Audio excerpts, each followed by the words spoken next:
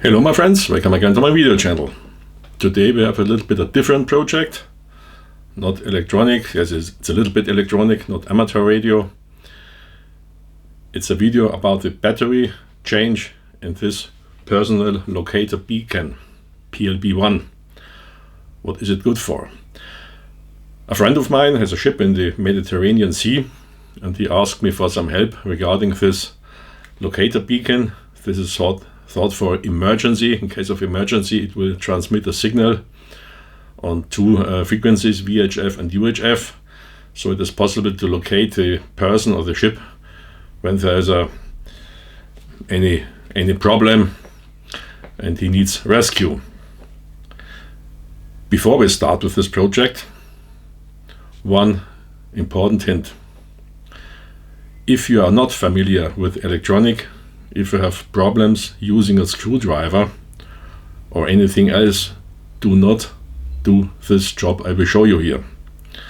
The danger that you are doing something wrong and the beacon is then deaf is too high. And a faulty beacon like this is maybe literally lethal. You cannot be located, you cannot be found if this beacon fails. Okay, you may be located by other circumstances, but not by this beacon, when it is not okay. You're working on the electronic, you're working inside, you're opening it, so please do it only in case that you are familiar with electronic. You are still there? So let's start. First, some words about this beacon. It has two transmitters, 406 MHz transmitter, 5 watt output power. It's a phase modulation, 16K 0G1D. Oh, I have to look what it is. With 400 bits per second. And the other one is a 121 MHz transmitter. It only has 25 to 100 milliwatt PEP. It is a swept tone AM with 97% modulation. I think it's for the near field location. And another thing is if there's a high intensity LED in it, which makes the strobes 20 to 30 pulses per minute. The battery, what we are talking about, is a lithium manganese battery. It's not a rechargeable battery. It's only a simple battery. It has an operating time of 24 hours when it is activated. By the way, when it is activated, it's necessary, of course, to pull out an antenna, which is this one. You see, we can take it out, and then we have here an antenna, small antenna. We come to this topic later. It is already open. Well, there's a GPS receiver inside.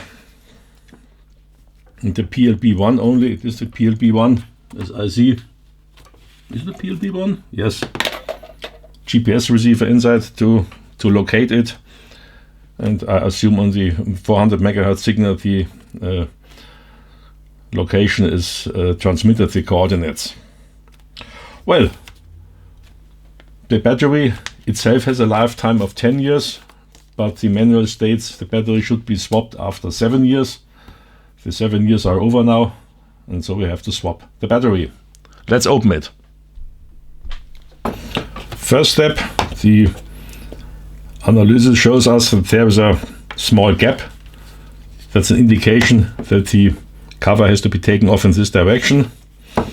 There's 3 screws, 1, 2 and 3, and they are below this plastic cover. Take a pocket knife and carefully lift it up. You see the color is destroyed, but I can't help.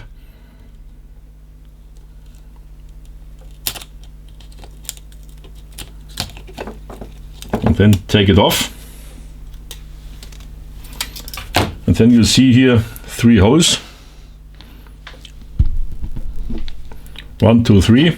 The screws are already out. These are such small screws like this. When the 3 screws are out, you can remove the first cover. There are 2 flaps on each side. Lift it up here and on the other side. So you can take off this one. And this is still in place. Here are the holes for the 3 screws we removed. And then we find 2 other screws. One here and one here. These screws are a little bit longer. They are these types. Remove these 2 screws also, and then you can take off this one. Be careful not to hurt the antenna, or it could come out. It is a spring-loaded antenna. Take it off carefully, and then you have a look into the compartment. The battery is out, but you need the first 3 screws and then 2 screws, and then you have a look into it. And there is one problem when you take it out.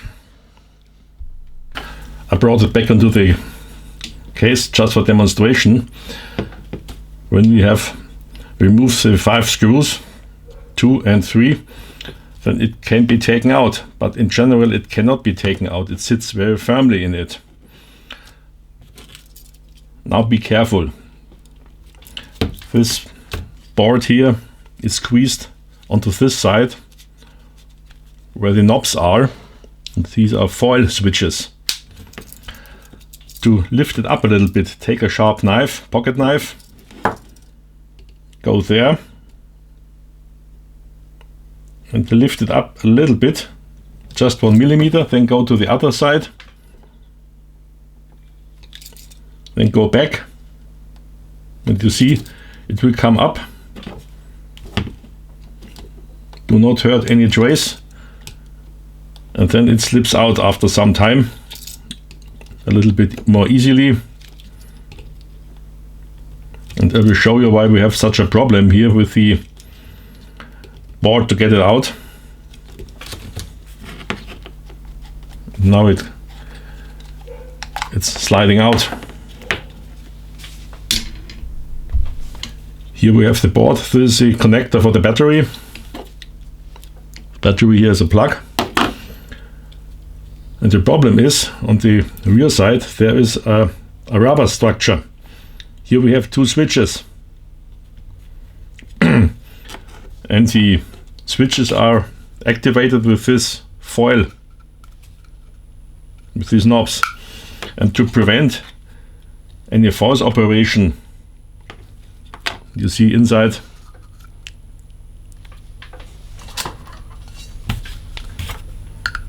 there are the pins, and to prevent that the switches are activated unwanted, there's a rubber on it as a distance holder. That's okay, no problem. But this rubber is in direct contact with the plastic over years, maybe 1 decade, and we know rubber and plastic will be back together when it is not moved over many years, when it's getting hot and cold and so on. So it is difficult to get it out. There's no other screw. Do not look for any screw here. There is no screw. Only this rubber here makes the problem, and it has to be taken out carefully. There is no wire, so we can use a knife, as we have seen, to lift it up with a knife and to get it out. And then we can bring it back later this way when the battery is connected. There's another problem. There's some paper. You can see it here, a shield which has to be correct in place so the board can flip in. Otherwise this paper here, this shield, will block it. Well, that's it. When you have a new battery, you can plug it together and put it in again. Use this rubber here or whatever it is as a protection, mechanical protection. The battery is safe on it this way, and here we have the plug connected. then we can bring it back. And now one word to the battery, to the antenna. We have here the antenna, and this contact here is a pin, and this pin appears here, and this pin has to get in contact with this pin. It is located this way. It is in and it is in. And you see, now we have contact. And this contact has to be clean, no corrosion. Look for it. When you take it out, look that there is no corrosion here, and also no corrosion between this pin and the antenna.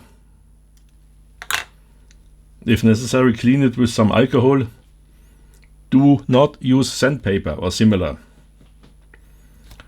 Only some alcohol or cleaning gasoline or so, but any cleaner you use should not have any residue.